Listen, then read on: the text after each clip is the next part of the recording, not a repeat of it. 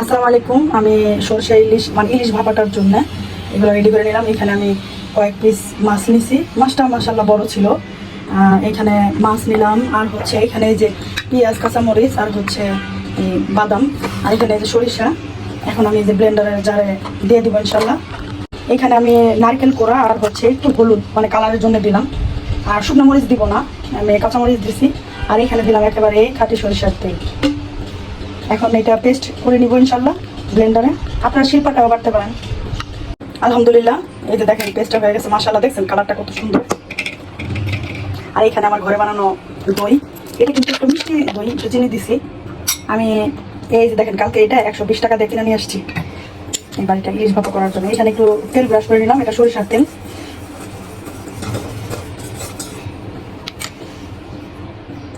তারপরে ওই যে পেস্টটা করছি ওটা এখানে দিয়ে দিব, অর্ধেক দিব।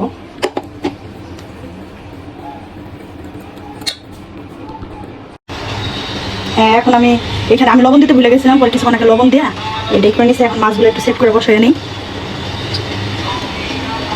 ওই দুইটা একটু ছোট পিস, সমস্যা নেই, ছোট পাতি। মাশাআল্লাহ, একদম সুন্দর মতো হয়ে গেছে। এখন এই যে বাকি পেস্টটা এটার উপর দিয়ে দিব ইনশাল্লাহ।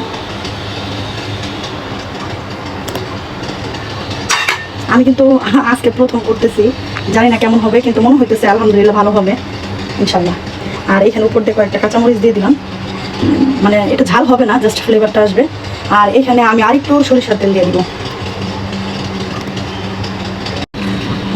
এখন আমি এটা ঢাকনাটা লাগাই দিলাম বক্সে। এখন আমি ভাতও বসাই দিব ইনশাল্লাহ। এই যে এখানে একটু পানি দিচ্ছি, আর এই যে এইটা বসাই দিচ্ছি স্ট্যান্ডটা, তাহলে আবার নিচে পুরো লেগে যাবে। আর পানি অনেক বেশি দেওয়া যাবে না, তাহলে আবার উপরে দেখা যায় এই ভিতর দিয়ে পানি ঢুকে যাবে, তাহলে দেখা যায় আর ওইটা ভালো হবে না। আমি এই শিল পাটার যে পোতাটা আছে মশলা পিসার, এটা দিয়ে ভাড়া দিয়ে দিলাম। এখন হচ্ছে এই ঢাকনটা দিলাম। এটা কিন্তু হ্যাঁ, আলহামদুলিল্লাহ আমার ইলিশ ভাপাটা হয়ে গেছে। দেখি কেমন হয়েছে।